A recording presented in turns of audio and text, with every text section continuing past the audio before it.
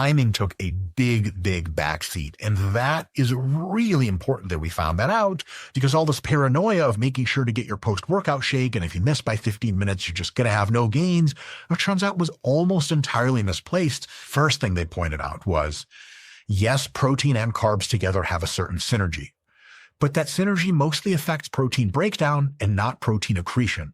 So if you have carbs with your protein after a workout, it lowers the amount of excess protein breakdown is already occurring from that workout, but it doesn't raise net growth a ton, just a little bit. Just consuming more protein can basically give you 90 or 95% of that anabolic benefit, and carbs don't need to be involved. As long as the calories are there and as long as there's high protein, we're good to go. Another one was this.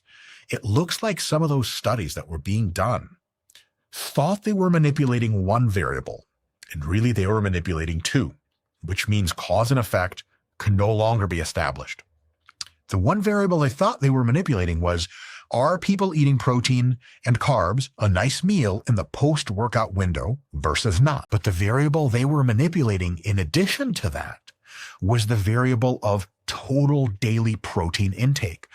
The vast majority of folks from those earlier studies with a 40-gram post-workout shake, protein, and 60-gram carbs, those people were now consuming 160 versus 120 grams of protein per day and got an increase in calories. So in reality, we're comparing not just protein timing in those studies, but overall protein and calorie intakes through the day. When we started making studies and conducting studies that looked at protein timing with total daily protein being equal between groups and total daily calories, we noticed that all but about 5% of the difference between timing or protein one way versus another, between eating protein in the post-workout window versus some other time of the day, only about 5% of that difference remained.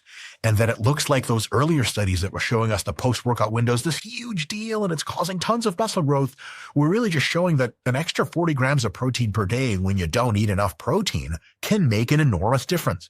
And that, combined with the other literature we've seen on protein intakes really mattering over the course of a day, kind of was like, oh man, we've really just been saying that more protein when you don't have enough and more calories you don't have enough of them is a really great thing.